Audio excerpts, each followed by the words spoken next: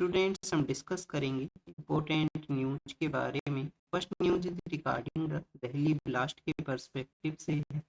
Security and intelligence teams के द्वारा Delhi blast को कंटिन्यूस इन्वेस्टिगेट है वो किया गया है। इन्वेस्टिगेशन के अंदर ये पता लगा कि जो अक्यूज्ड पर्सन है जिनके द्वारा वो ब्लास्ट किया गया है उनके द्वारा इस मॉन्यूमेंट एरिया के वहाँ पे जनवरी के समय विजिट है वो किया गया था। अब देखिए स्टूडेंट्स, कोई भी रेडिकल पर्सन है या टेरर ऑर्गेनाइजेशन से रिलेटेड पर्सन है, उनका विजिट का जो मेन पर्पज है वो क्या होगा? मेन पर्पज यही होगा कि सर्वे उनके द्वारा किया जा सके। इस समय वहाँ पे मैक्सिमम जो पब्लिक है वो हुआ करती है, जिससे कि वो लार्जर लेवल के ऊपर जो डैमेज है उसको कैरी आउट कर सके। अब देखिए कि टेरर ऑर्गेनाइजेशन है, टेरर ऑर्गेनाइजेशन से रिलेटेड पर्सन का टारगेट यही होता है कि मोर डैमेज है, मोर डिस्ट्रक्शन है, चाहे वो ह्यूमन लाइफ का हो या प्रॉपर्टी का हो, किस तरीके से कैरी आउट कर सकते हैं। इन्वेस्टिगेशन के अंदर एक और पॉइंट यहाँ पे ये है कि जो जैसे मोहम्मद नाम का जो टेरर ऑर्गेनाइजेशन है उसके साथ में जो लिंकेज है वो बताया गया कि जैसे मोहम्मद के जो हैंडलर हैं उनके साथ में इनका मीटिंग हुआ था अक्यूज्ड पर्सन्स का टर्की के विजिट के दौरान में। तो हमारे यूपीएससी के एग्जाम से रिलेटेड क्या बेसिक इन्फॉर्मेशन आपको पता होना चाहिए? फर्स्ट ऑफ ऑल स्टूडेंट्स, आपको जैसे मोहम्मद के बारे में जानकारी होना चाहिए।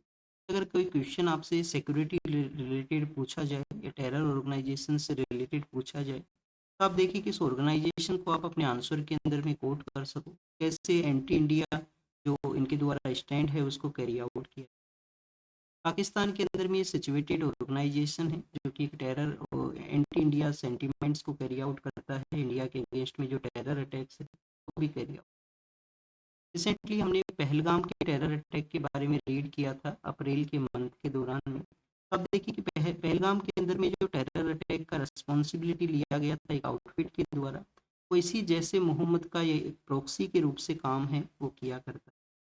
और फिर लेटर फेज के अंदर में हमारी जो सिक्योरिटी एजेंसीज हैं उनके द्वारा ऑपरेशन सिंदूर के थ्रू जो पाकिस्तान में अटैक किया गया, जिसके थ्रू हमने पाकिस्तान अटैक के अंदर भी जो टेरर ऑर्गेनाइजेशंस हैं उनको ही टारगेट किया था। तो जैसे मोहम्मद के जो ट्रेनिंग सेंटर्स हैं, जो उनके एरियाज हैं, उनको हमने डैमेज है वो किया था ऑपरेशन सिंदूर के थ्रू।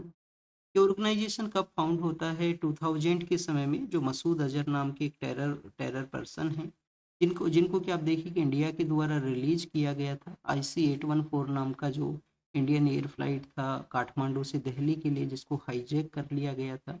उसके बाद में इस टेररिस्ट पर्सन को जो रिलीज है वो किया जाता है। रिलीज करने के ही कुछ दिनों बाद में इन्होंने इस ऑर्गेनाइजेशन है उसको सेटअप। अल्टीमेट टारगेट क्या है कि इंडिया के अंदर में जो बॉम्बिंग है वो किया जा सके। जम्मू एंड कश्मीर के अंदर में जो सुसाइड बॉम्बिंग है वो स्टार्ट किया जाता है इसके द्वारा। कुछ अदर ऑर्गेनाइजेशन हैं जो भी ऑपरेट किया करते हैं, हमारे एंटी इंडिया सेंटिमेंट्स को कैरी आउट करते हैं, जैसे कि हिजबुल मुजाहिदीन नाम से एक ऑर्गेनाइजेशन है, लश्कर ए तैयबा नाम से एक ऑर्गेनाइजेशन है। तो स्टूडेंट्स, क्या ये ऑर्गेनाइजेशंस का नाम आपको पता होना चाहिए? क्या यूपीएससी ऐसे क्वेश्चंस आपसे पूछता है तो आप देखिए कि यूपीएससी के आपको जो कंप्लीट जो एग्जाम साइकिल है, एक बार इंटरव्यू के अंदर में एक स्टूडेंट से क्वेश्चन पूछ लिया गया था कि आपको कुछ ऐसे जो टेररिस्ट ऑर्गेनाइजेशंस के नेम है वो बताइए जो कि आउटसाइड द एशिया हैं वो एग्जिस्ट करते हैं या अफ्रीका के अंदर में वो एग्जिस्ट किया करते हैं। आपका जो प्रेजेंस ऑफ माइंड है उसको भी काफ़ी बार चेक किया जाता है कि आपको पता है या नहीं है। तो आउटसाइड एशिया या अफ्रीका के अंदर में कौन से टेरर ऑर्गेनाइजेशन है? आप देखिए कि एक तो M23 नाम से एक रेबल ग्रुप है, M23 है। RSF के नाम से जो है, जो कि सूडान के वहाँ पे ऑपरेट किया करता है और वहाँ पे जो सूडानी जो पर्सन है उनके अगेंस्ट में जो किलिंग को कैरी आउट करता है। RSF के अलावा आप देखिए कि वहाँ पे बोको हरम है, अल शबाब नाम से भी एक ऑर्गेनाइजेशन है जो एग्जिस्ट किया। तो ऐसे आपको कुछ नाम पता होने चाहिए। यहाँ पे इन इन ऑर्गेनाइजेशंस का जो नेम है वो आप सिक्योरिटी के क्वेश्चन के अंदर में ऐड कर सकते हो। कोई पाकिस्तान का वहाँ पे जो टेररिज्म के रिगार्डिंग में कोई क्वेश्चन आपसे पूछ लिया जाए मेंस के पेपर के अंदर में, और क्वेश्चन आपसे ये भी पूछा जा सकता है कि यूनाइटेड नेशन सिक्योरिटी काउंसिल का जो रिजोल्यूशन नंबर है वो क्या है, जिसके थ्रू यहाँ पे जो ग्लोबल टेररिस्ट है वो डेजिग्नेट किया जाता है किसी भी एक ऑर्गेनाइजेशन को या एक इंडिविजुअल पर्सन को। तो क्या है स्टूडेंट्स वो रिजोल्यूशन नंबर? क्या रिजोल्यूशन नंबर 1325 है वो बेसिकली ग्लोबल टेररिस्ट के रिगार्डिंग में। तो आप देखिए कि जो 1325 रिजोल्यूशन नंबर है रिसेंटली ये न्यूज में था। तो ये टेररिस्ट ऑर्गेनाइजेशन से रिलेटेड नहीं है, ये वुमेन्स के कंट्रीब्यूशन के बारे में है। वुमेन पीस एंड सिक्योरिटी, ये वुमेन्स का जो सिक्योरिटी एजेंसीज हैं उसमें किस तरीके से कंट्रीब्यूशन है। और इंडिया आप देखिए कि यूएन का जो पीस कीपिंग फोर्सेज हैं उसके अंदर में कंटिन्यूस कंट्रीब्यूट करता है। इवन जो पीस कीपिंग फोर्सेज ने यूएन के अंदर में वुमेन्स के जो रोल है उसको रिकॉग्नाइज किया इस रेजोल्यूशन के थ्रू। उससे पहले ही इंडिया ने अपना जो वुमेन्स का एक जो यूनिट है उसको डिप्लॉय किया था कोंगो के वहाँ पे 1960s के समय में। तो ये रिजोल्यूशन नंबर 1325 है जो रिसेंटली न्यूज़ में था। ये किससे रिलेटेड है? वुमेन है, पीस है और सिक्योरिटी के पर्सपेक्टिव से। टेररिस्ट ऑर्गेनाइजेशन से रिलेटेड रेजोल्यूशन कौन सा है? 1267 है, 1267 नाम से जो रेजोल्यूशन। अब हमारी कंट्री के अंदर में कौन सा ऐसा जो लॉ है जो यहाँ पे टेररिस्ट ऑर्गेनाइजेशंस को डील करता है? यूएपीए नाम का एक कानून है। एनआईए को आप देखिए कि पावर दिया गया है इन्वेस्टिगेशन करने का। एनआईए को पावर है आउटसाइड इंडिया भी इन्वेस्टिगेशन को कैरी आउट करने का, एंटी टेरर जो टेरर एक्टिविटीज़ हैं उनके रिगार्डिंग। अभी यहाँ पे टर्की के बारे में मेंशन है, तो टर्की का एक बार लोकेशन हम देख लेते हैं कि कौन कौन से कंट्री हैं जो उसके साथ में एरिया शेयर किया करते हैं। काफ़ी बार आपने एशिया माइनर के नाम से भी टर्की को रीड किया होगा कि कुछ इसका जो पार्ट है जो कि आप देखिए कि यूरोप के अंदर में भी सिचुएटेड।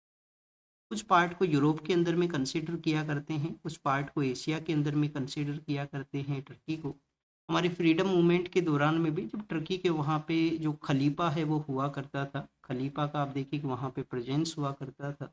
तो एक खिलाफत मूवमेंट चलता है उसी खलीफा के साथ में जो हमारे जो जो पॉपुलेशन है, लार्जर पॉपुलेशन, तो माइनॉरिटी सेक्शन का जो लार्जर पॉपुलेशन है, तो वो आप देखिए कि अपना इन्फ्लुएंस वो कैरी आउट करते थे खलीफा से।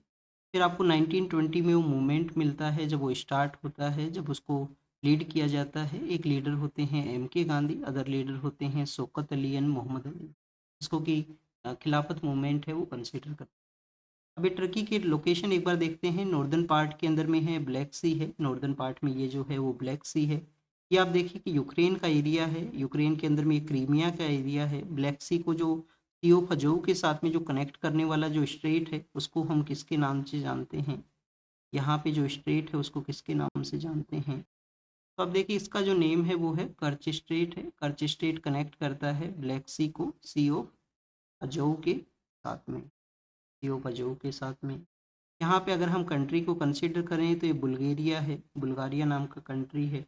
यहाँ पे आप देखिए कि साइप्रस है। रिसेंटली जब G7 का मीटिंग हुआ, साइप्रस के ऊपर टर्की है वो अपना क्लेम करता है। और इसी वजह से हमारे और टर्की के जो रिलेशंस हैं, जब ऑपरेशन सिंदूर में उन्होंने पाकिस्तान को सपोर्ट किया, तो आप देखिए कि डिप्लोमेटिक वे के अंदर में इस तरीके से डिसीजंस वो लिए जाते हैं।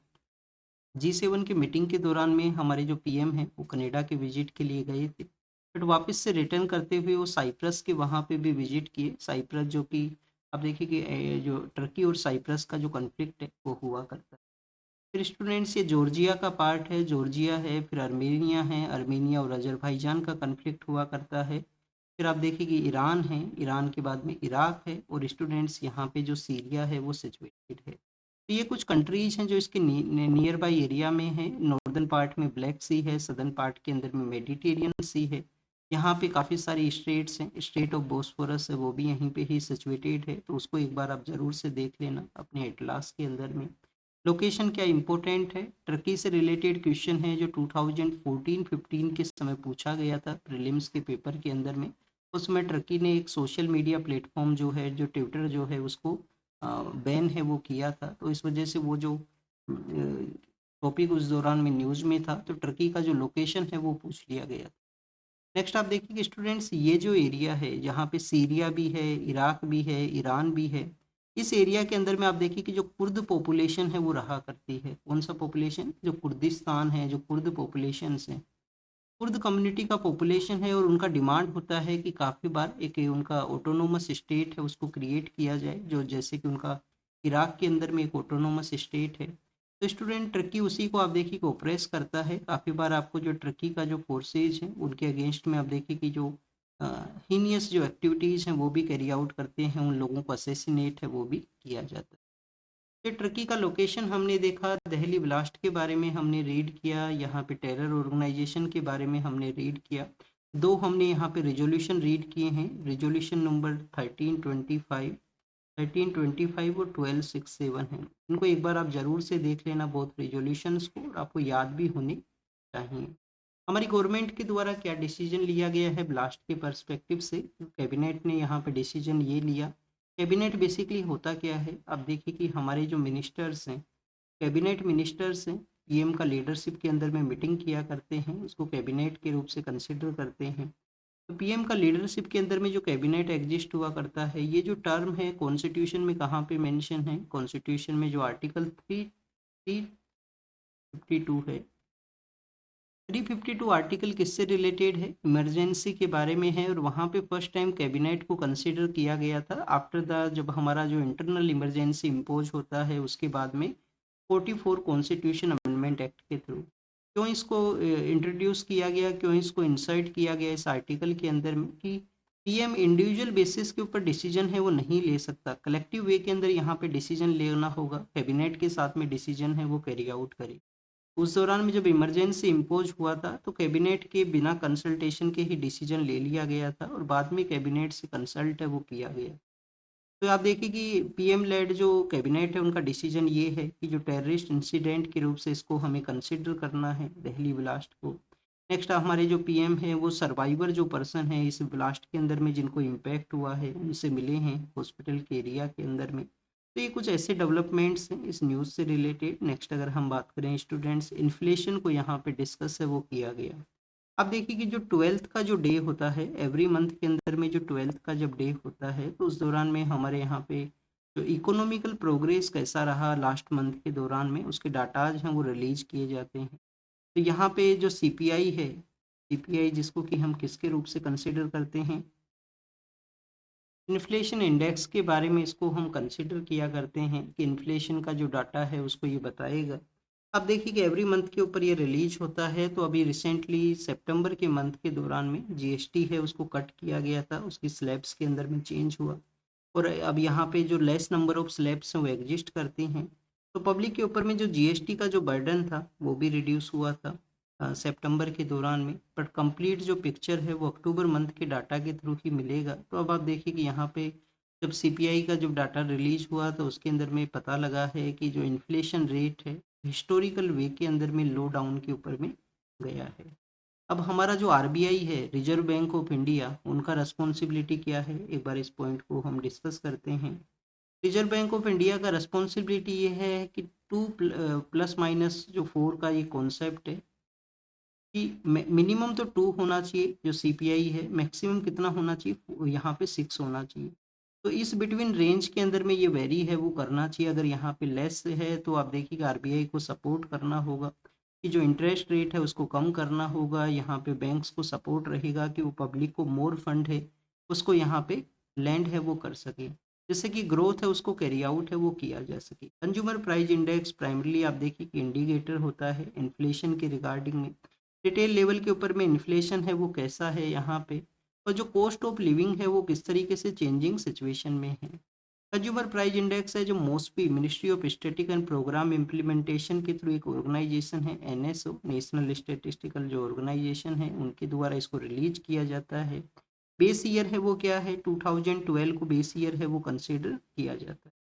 सीपीआई वैसे बेसिकली अलग अलग एरियाज में रिलीज है वो हुआ करता है, अर्बन एरिया के रिगार्डिंग में, रूरल एरिया के रिगार्डिंग में, और इंडस्ट्रियल जो वर्कर्स हैं उनके पर्सपेक्टिव से। तो ये सीपीआई के डाटाज के बारे में था, बेस ईयर हमने रीड किया है। हमारे जो इंडस्ट्रियल एरियाज हैं जहाँ पे काफ़ी बार जो एक्सप्लोजन हुआ करता है, क्यों हमारे इंडस्ट्रियल एरियाज में मोर एक्सप्लोजन का जो न्यूज है, मोर हमारे जो वर्कर्स हैं उनका सेफ्टी आपको नहीं मिलेगा, क्योंकि स्टूडेंट जो सेफ्टी के रिगार्डिंग में जो गाइडलाइंस हैं उनको कंटिन्यूस यहाँ पे आप देखिए कि नेग्लिजेंस के रूप से कंसिडर किया जाएगा, उनको नेग्लेक्ट है वो कर दिया जाता है। तो सेफ्टी एंड वर्किंग कंडीशन का जो वहाँ पे ऑक्यूपेशनल जो सेफ्टी के रिगार्डिंग में जो कोड्स हैं उनका भी प्रॉपर वे के अंदर इम्प्लीमेंट ना होना, ये कुछ ऐसे रीजन्स हैं जिस वजह से आपको वर्किंग कंडीशन में ऐसे एक्सप्लोजन है वो आपको देखने के लिए मिलते हैं। तो गुजरात के अंदर में जो भरूच का एरिया है वहाँ पे एक फार्मास्यूटिकल सेक्टर के अंदर में यहाँ पे 2 डेथ हैं वो हुई हैं, कुछ लोग इंजर्ड हुए हैं बॉयलर के एक्सप्लोजन की वजह से। फार्मास्यूटिकल के बारे में भी मेंशन है और गुजरात हमारे वेस्टर्न पार्ट के अंदर में भी सिचुएटेड है। ज्योग्राफी ऑप्शनल अगर आपका हो, आप देखिए कि वहाँ से आप आपको इंडस्ट्रियल लोकेशन के भी क्वेश्चन पूछे जाते हैं। वैसे इंडस्ट्रियल लोकेशन आपका जीएस पेपर 1 के अंदर भी है। जीएस पेपर 1 के अंदर एक एक आपका जो ऑप्शन है इंडस्ट्रियल लोकेशन से आपसे सवाल हो सकते हैं। ज्योग्राफी ऑप्शनल के अंदर में 2015 के समय ये क्वेश्चन पूछ लिया गया था कि हमारा जो वेस्टर्न पार्ट ऑफ इंडिया है वहाँ पे क्यों यहाँ पे मोर जो फार्मास्यूटिकल यूनिट्स हैं वो एग्जिस्ट करते हैं। क्या विंटर की वजह, सॉरी, वहाँ पे जो mild kind of weather condition है उसकी वजह से वहाँ पे इस तरीके से मोर इंडस्ट्रीज हैं। क्या बेसिकली स्टूडेंट्स कोई भी इंडस्ट्री का जो सेटअप है उसके लिए आप देखिए एक तो रॉ मटेरियल का प्रेजेंस होना इम्पोर्टेंट है। रॉ मटेरियल वहाँ पे वेस्टर्न घाट से जो नेचुरल जो थिंग्स हैं वो अवेलेबल हुआ करती हैं। रॉ मटेरियल के अलावा आप देखिए कि वहाँ पे वेदर कंडीशंस है, लोकेशन के रिगार्डिंग वेदर कंडीशंस जो माइल्ड वेदर कंडीशन है वो भी एक रीजन हो सकता है। सेकंड, अगर हम बात करें स्टूडेंट्स, यहाँ पे ये तो रॉ मटेरियल के बारे में हुआ। लेबर तो हमारे कंट्री में अवेलेबल है कंटिन्यूस, किसी भी अदर पार्ट से लोग माइग्रेट करते हैं, लेबर से रिलेटेड जो लोग हैं। लेबर के अलावा आप देखिए कि यहाँ पे जो मार्केट है उसका भी एक इम्पोर्टेंट रोल है कि हमारे जो सी का एरिया है, पोर्ट का एरिया है, वहाँ से आप एक्सपोर्ट इजीली वे के अंदर में कैरी आउट कर सकते हो। और मार्केट के अलावा स्टूडेंट जो फाइनेंस है, फाइनेंस के अंदर में आप देखिए कि हमारे जो अर्लियर जो फाइनेंशियल इंस्टीट्यूशंस हैं उनका इस्टेब्लिशमेंट वेस्टर्न पार्ट के अंदर में ही था। बॉम्बे के वहाँ पे काफ़ी सारे जो बैंक्स हैं वो इस्टेब्लिश हैं वो हुए थे। तो हिस्टोरिकल रीजन भी हो सकता है कि अर्लियर फेज में इस तरीके से जो मार्केट एंड डेट फाइनेंस का अवेलेबिलिटी होना, मार्केट के रिगार्डिंग में पोर्ट्स का अवेलेबिलिटी होना, वो एक रीजन है जिसकी वजह से उसी एरिया में फार्मास्यूटिकल जो इंडस्ट्रीज हैं वो मोर सेटअप हुई। वैसे फार्मास्यूटिकल इंडस्ट्री के रिगार्डिंग में एक आपको पता होना चाहिए कि जो हिमाचल प्रदेश में जो सोलन का एरिया है वहाँ पे भी काफ़ी सारी इंडस्ट्रीज हैं वो सिचुएटेड हैं। नेक्स्ट, अगर हम बात करें स्टूडेंट्स, हमारा जो जुडिशल सिस्टम है उसमें कैसे यहाँ पे ट्रांसपेरेंसी है उसको लाया जा सके, तो सुप्रीम कोर्ट के जो हमारे नेक्स्ट सीजीआई रहेंगे उनके द्वारा भी यहाँ पे कहा गया है एक केस के अंदर में कि सभी हाई कोर्ट्स अपना जो टाइमलाइन है उसको यहाँ पे अपलोड करें और बताएं कि कितने समय के अंदर में जज के द्वारा जो वर्डिक्ट है उसको डिलीवर है वो कर दिया जाए।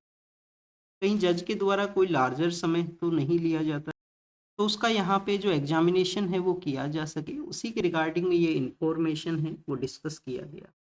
तो स्टूडेंट्स एक बार इसको हम देखते हैं। अभी आप देखिए कि कोई भी स्पेसिफिक जो टाइमलाइन है वो नहीं है, there is no specific timeline कि जब जज को अपना जो जजमेंट है उसको डिलीवर है वो करना है। कन्वेंशन ये है कि मिक्स यहाँ से 2 से लेकर 6 मंथ का जो समय है उस समय तक आप यहाँ पे मैक्सिमम रिजर्व है वो रख सकते हो, बट स्पेसिफिक कोई टाइमलाइन नहीं है कितने समय के अंदर में आपको अपना जो वर्डिक्ट है उसको डिलीवर करना होगा। अब देखिए कि जो सुप्रीम कोर्ट है, हाई कोर्ट के जो जज हैं उनका एक प्रैक्टिस हुआ करता है कि बिफोर 1 ईयर को कंप्लीट होने से पहले यहाँ पे उनके द्वारा अपना जो जजमेंट है उसको डिलीवर है वो कर दिया जाए, जजमेंट उनके द्वारा डिलीवर हो। बट काफ़ी बार कॉम्प्लेक्सिटी की वजह से, क्वेश्चन ऑफ लॉ का कॉम्प्लेक्सिटी है जो उस पिटिशन के अंदर में, बर्डन ऑफ वर्क है, ये कुछ ऐसे रीजन्स है जो यहाँ पे डिले हैं उसको क्रिएट कर। अब बर्डन ऑफ डिले के बारे में यहाँ पे डिस्कस किया गया, तो हमने ट्रांसपेरेंसी को इंश्योर करने के लिए जो बर्डन प्रोसेस को कम करने के रिगार्डिंग में हमने एक डैशबोर्ड को क्रिएट किया था, नेशनल जुडिशियल जो डाटा ग्रिड है। नेशनल जुडिशियल डाटा ग्रिड का अल्टीमेट एम क्या था? अल्टीमेट एम यही था कि यहाँ पे जो केसेस का जो पेंडेंसी है वो कंटिन्यूस ऑब्जर्वेशन के अंदर रहे, केसेस कंटिन्यूस ऑब्जर्वेशन के अंदर में रहे। नेक्स्ट, आप देखिए कि केसेस के पेंडिंग के बारे में जो पार्लियामेंट के अंदर में लॉ मिनिस्ट्री है, पार्लियामेंट में लॉ मिनिस्ट्री के द्वारा कहा गया था मानसून सेशन के ही दौरान में कि प्रेजेंटली हमारे जो सबॉर्डिनेट कोर्ट्स हैं, जो लोअर कोर्ट्स हैं, वहाँ पे 4.6 करोड़ के आसपास जो केसेज हैं उनका पेंडिंग है। 4.6 करोड़ के आसपास केसेज का पेंडिंग है। फिर आप देखिए कि हाई कोर्ट्स के अंदर में 63 लाख के आसपास केसेज बताए गए हैं। हाई कोर्ट्स में जो 63 लाख के आसपास केसेस का पेंडेंसी है। और हमारे सुप्रीम कोर्ट के अंदर भी 86,000 के आसपास केसेस का पेंडेंसी है, ये सुप्रीम कोर्ट के अंदर में। तो इस पेंडेंसी को रिड्यूस किया जाए, वर्कलोड का जो बर्डन है उसको कम किया जाए, यही हमारे यहाँ पे अल्टीमेट टारगेट है, जिससे कि एक टाइम बाउंड मैनर के अंदर में जो जजमेंट्स हैं वो यहाँ पे अनाउंस हैं, जजमेंट्स हैं, वर्डिक्ट हैं वो दिए जाएं जजेस के द्वारा, चाहे वो लोअर कोर्ट हो चाहे हाई कोर्ट हो। नेक्स्ट अगर हम बात करें स्टूडेंट्स, एनजीटी के द्वारा यूपी गवर्नमेंट से पूछा गया है कि कौन कौन से ऐसे एरिया हैं उसके बारे में आपको आइडेंटिफाई करना है कि जहाँ पे आप देखिए कि जो क्रोमियम है, जो मरकरी है, उसका जो कंटामिनेशन है वो मिला है। तो बेसिकली यहाँ पे एनजीटी जो नेशनल ग्रीन ट्राइब्यूनल है, कब ये सेटअप हुआ था, कब सेटअप हुआ था स्टूडेंट, 2010 के समय में। किस प्रिंसिपल को ये फॉलो करता है, प्रिंसिपल ऑफ नेचुरल जस्टिस, की जो नेचुरल जस्टिस का जो प्रिंसिपल ऑफ नेचुरल जस्टिस। और आप देखिए कि हमारे यहाँ पे जो एनजीटी है, एनजीटी के द्वारा कौन से दो ऐसे इन्वायरमेंटल लॉज हैं जिनको इनके द्वारा कंसीडर है वो नहीं किया जाता है। वाइल्ड लाइफ प्रोटेक्शन एक्ट को नहीं कंसीडर किया जाता है, फॉरेस्ट राइट एक्ट है उसको नहीं कंसीडर किया जाता है। स्टूडेंट्स, एनजीटी के अंदर में अगर आप कोई केस को, पिटीशन को फाइल करते हो तो कितना यहाँ पे समय हुआ करता है, क्या वो 60 डेज का समय है या 90 डेज का, ये आपको कमेंट सेक्शन के अंदर बताना है, ये आपका होमवर्क है। और ज़रूर से होमवर्क को बताना स्टूडेंट, जब अगर आप पार्टिसिपेट करोगे तो ही आपका यहाँ पे एग्जामिनेशन से रिलेटेड जो पॉइंट्स हैं वो प्रिपेयर होंगे कि 60 डेज या 90 डेज के अंदर में कब इनको अपना जो वर्डिक्ट है उसको डिलीवर करना होता है। इंडिया के अंदर में एनजीटी स्टेब्लिश हुआ, उससे पहले आप देखिए कि ऑस्ट्रेलिया और न्यूजीलैंड के वहाँ पे ये हुआ करते थे। इस तरीके से जो इन्वायरमेंटल स्पेसिफिक जो कोड्स हैं उनका एग्जिस्ट है। यूपी गवर्नमेंट को क्या कहा गया कि यहाँ पे जो हैवी मेटल है, हैवी मेटल में आप देखिए कि क्रोमियम भी है, हैवी मेटल में क्रोमियम भी है, क्रोमियम के अलावा स्टूडेंट्स यहाँ पे मरकरी भी है। क्रोमियम एंड मरकरी का जो इम्पैक्टेड एरिया है, क्योंकि जो इंडस्ट्रीज हैं जिन्होंने कानपुर के नियर बाई एरियाज में जो डंपिंग किया है, जिसकी वजह से ग्राउंड वाटर के अंदर में भी जो इम्पैक्ट हुआ है, तो उस एरिया को आपको मैपिंग करना है, अफेक्टेड एरियाज को कैसे आप यहाँ पे सपोर्ट कर सकें, तो ये आपको पता होना चाहिए। हमारा जो सेंट्रल ग्राउंड वाटर बोर्ड का आप देखिए कि जो रिपोर्ट आता है वो बताता है कि ग्राउंड वाटर है वो कंटामिनेटेड सिचुएशन के अंदर में है हमारी कंट्री के अंदर में। नेक्स्ट आप देखिए कि स्टूडेंट्स, अरावली हिल्स के बारे में है, कंटिन्यूस वहाँ पे इलीगल माइनिंग हुआ करती है। कहाँ से ये, कहाँ पे एग्जिस्ट करती हैं, गुजरात में ये अरावली माउंटेन्स हैं। फिर आप देखिए कि गुजरात के बाद में राजस्थान है, राजस्थान के बाद में हरियाणा है, गुजरात राजस्थान हरियाणा है। फिर आप देखिए कि दिल्ली तक इसका एक्सटेंशन है वो हुआ करता है। तो राजस्थान का जो पार्ट है जो कि हरियाणा से टच करता हुआ है, हरियाणा का जो पार्ट है वहाँ पे क्रेशर्स हैं वो एग्जिस्ट करते हैं। अरावलीज हैं वो कंटिन्यूस वहाँ पे डिस्ट्रॉय हुई हैं, इलीगल माइनिंग वहाँ पे हुआ करती है। तो उसकी रिगार्डिंग में क्या है, यहाँ पे यूनिफॉर्म डेफिनेशन को कैरी आउट करना है सुप्रीम कोर्ट के द्वारा, जिसके थ्रू यहाँ पे जो माइनिंग है उसको रोका जा सके। ओल्डेस्ट आप देखिए कि एक जियोलॉजिकल स्ट्रक्चर है जो हमारे कंट्री के टेरिटरी में एग्जिस्ट करती है, जिसको हमें प्रोटेक्ट करने का ज़रूरत है। इस एरिया के अंदर में वाइल्ड लाइफ के रिगार्डिंग में भी ये इम्पोर्टेंट है, इन्वायरमेंटल पर्सपेक्टिव से भी इम्पोर्टेंट है। बिहार के अंदर में आप देखिए कि एक पैटर्न यहाँ पे देखने के लिए मिला है पिछले कुछ इलेक्शन से। वुमेन जो वोटर्स हैं, वुमेन वोटर्स का बेसिकली आपको जो इलेक्शन प्रोसेस में पार्टिसिपेशन है वो मिलेगा। तो उसके बिहाइंड में क्या ऐसे रीजंस हैं, ओवरऑल वुमेन्स का जो संख्या है वोटर्स का वो कम है मेल्स के कंपैरिजन के अंदर में। और उस दौरान में भी आप देखिए कि मेल डोमिनेटेड जो पॉलिटिकल पार्टिसिपेशन हुआ करता है, वहाँ पे वुमेन वोटर्स का इस तरीके से वोटिंग प्रोसेस के अंदर में पार्टिसिपेट करना, ये शो करता है कि वहाँ पे जो गवर्नमेंट इनिशिएटिव्स हैं उनका भी एक इम्पोर्टेंट रोल है। जो पॉलिटिकल पार्टीज का जो इनिशिएटिव है, इलेक्शन से पहले जो पॉलिटिकल पार्टीज कैश ट्रांसफर को यहाँ पे जो प्रॉमिस करती हैं, कैश ट्रांसफर को कैरी आउट करते हैं। कुछ पॉलिटिकल पार्टी प्रॉमिस करते हैं कि इलेक्शन के बाद में इस तरीके से वो सपोर्ट देंगे। तो इस वजह से भी वुमेन वोटर्स का जो मोर पार्टिसिपेशन है वो आपको देखने के लिए मिला है। मेल्स का वहाँ पे आपको आउट माइग्रेशन हुआ करता है, काफ़ी सारे मेल्स वो इलेक्शन के लिए आया ही नहीं करते हैं, क्योंकि वो लेबर एक्टिविटीज़ के लिए आप देखिए other part of the country है वहाँ पे माइग्रेशन को किया करते हैं। तो स्टूडेंट्स, इसी वजह से आपको बिहार के अंदर में वुमेन वोटर्स का जो पार्टिसिपेशन है वो आपको मोर मोर मिलेगा। एक यहाँ पे एक पॉइंट आपको प्रिपेयर करना चाहिए मेंस के रिगार्डिंग में। वुमेन वोटर्स का पार्टिसिपेशन तो मोर है, पॉलिटिकल डोमेन के अंदर उनका जो डिस्कशन है वो भी मोर है, क्योंकि पॉलिटिकल पार्टीज उनको वेलफेयर जो कैश सपोर्ट है वो देना चाहते हैं। बट आप देखिए कि उनका जो पॉलिटिकल रिप्रेजेंटेशन है वो काफ़ी कम क्यों है, पॉलिटिकल रिप्रेजेंटेशन काफ़ी कम क्यों, इस वजह से भी आप देख सकते हो लास्ट लोकसभा में 78 एमपीज हुआ करते थे जो रिड्यूस होकर 74 हुआ है। तो ओवरऑल एमपीज, वुमेन एमपीज का जो संख्या यहाँ पे रिड्यूस हुआ, ये शो करता है कि पॉलिटिकल जो रिप्रेजेंटेशन है वो काफ़ी कम हुआ है वुमेन यहाँ पे जो पॉलिटिशियंस हैं उनका। नेक्स्ट अगर हम बात करें, यहाँ पे एक रिपोर्ट में बताया गया कि इंडियन जो पर्सन है वो अवेयर हैं कि क्लाइमेट चेंज एक रीजन है जिसकी वजह से वो कंटिन्यूस इम्पैक्टिंग सिचुएशन के अंदर में है। 3 आउट ऑफ द 4 पर्सन है जो यहाँ पे कंसिडर किया करते हैं क्लाइमेट चेंज है, उनको इम्पैक्ट है वो किया करता है। फिर आप देखिए कि लॉयर्स का जो कॉन्फिडेंशियलिटी है, जो उनका क्लाइंट के साथ में जो एक प्रिविलेज है उसको यहाँ पे मेंशन किया गया। यहाँ पे बताया गया है कि जो लॉयर्स हैं, जो एडवोकेट्स हैं, उनका कॉन्स्टिट्यूशनल डेमोक्रेसी के अंदर में एक इम्पोर्टेंट रोल है।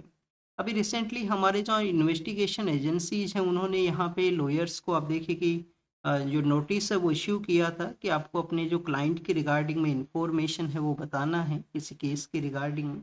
तो उसी को बेसिकली फिर वो कोर्ट के अंदर में अप्रोच होता है और ये प्रिविलेज जो कम्युनिकेशन जो यहाँ पे मिला हुआ है लॉयर्स को कि कॉन्फिडेंशियल एक्सचेंज को वो कैरी आउट कर सकते हैं, एक रिलेशन है अटॉर्नी एंड क्लाइंट का, एक रिलेशन है एंड डिस्पोजल जो आपको रिलेशंस आपको मिलेगा कि यहाँ पे शील्ड किया गया है कानून के द्वारा इस कॉन्फिडेंशियलिटी जो एक्सचेंज है बोथ का यहाँ पे। और आप देखिए कि इसको कंपेल नहीं किया जा सकता है कि उनके द्वारा बेसिकली इसको जो कोर्ट के अंदर में जो एविडेंस है उसके रूप से रखा जाए।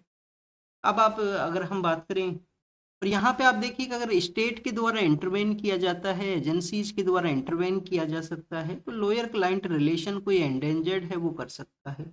सिटीजन्स का जो राइट है इक्विटेबल रिप्रेजेंटेशन का, जस्टिस सिस्टम्स का जो स्ट्रक्चर का जो इंटीग्रिटी है, फेयर ट्रायल का, रूल ऑफ लॉ का, उसको भी ये यहाँ पे जो डैमेज है वो कर सकता है। ऑलरेडी काफ़ी सारे जो केसेज हैं वो पेंडिंग सिचुएशन के अंदर में हैं। तो इस तरीके से ये जो एंडेंजर्ड हो सकता है, लॉयर्स का एक इम्पोर्टेंट रोल है उसको यहाँ पे रिकॉग्नाइज किया कोर्ट के द्वारा। सुप्रीम कोर्ट ने पोजीशन को यहाँ पे आप देखिए कि प्रमोट किया है, advocate not a privilege agent but as a constitutional actor के रूप से उनको बताया गया कि कंप्लीट जो हमारा लीगल रिप्रेजेंटेशन है, जो कॉन्स्टिट्यूशनल आर्किटेक्ट है, उसके सर्वाइवल के लिए यहाँ पे जो प्रिविलेज कम्युनिकेशन है कि उनको जो नोटिस है वो नहीं इश्यू किया जा सकता कि क्लाइंट से रिलेटेड वो इंफॉर्मेशन है उसको बताएं। जो राइट है सेल्फ इंक्रिमिनेशन के अगेंस्ट में आर्टिकल 20 का जो क्लोज 3 है उसके थ्रू उसको भी ये वायलेट करता है अगर इस तरीके से इंफॉर्मेशन बताया जाएगा। आर्टिकल 21 जो फेयर डिफेंस के रिगार्डिंग में है, जो यहाँ पे इक्वलिटी को प्रमोट करने के रिगार्डिंग में आर्टिकल 14 है, तो वो भी बेसिकली आप देखिए कि इस जो नोटिस प्रोसेस है उसको उसको वायलेट हम वो करते हैं। नोटिस अगर दिया जाता है प्रिविलेज कम्युनिकेशन को, इसी तरीके से हार्म होता है।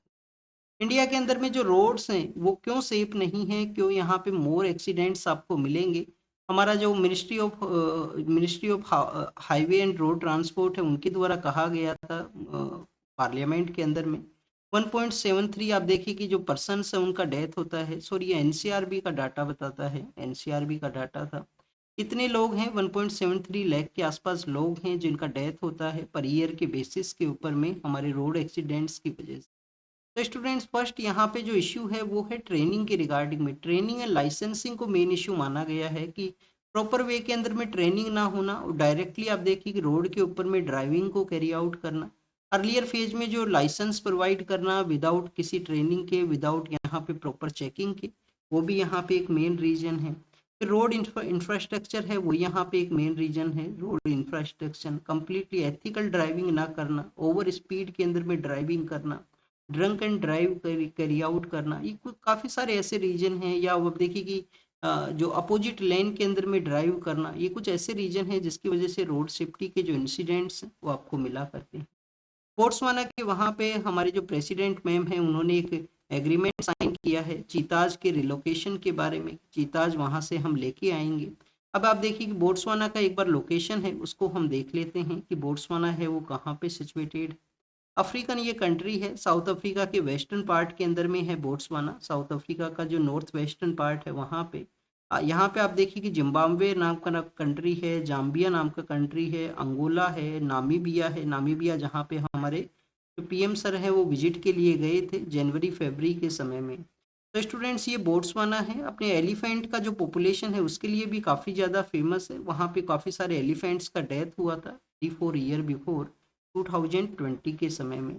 तो स्टूडेंट्स ये बेसिकली बोट्सवाना का लोकेशन आपको पता होना चाहिए। लैंडलॉक ये कंट्री है, चीताज वहाँ पे मिला करते हैं। नामीबिया एंड साउथ अफ्रीका से हम चीता है वो ला चुके हैं। यहाँ पे अब एक इंडेक्स के बारे में मेंशन है। इंडेक्स है क्लाइमेट रिस्क इंडेक्स। इंडेक्स का नाम क्या है?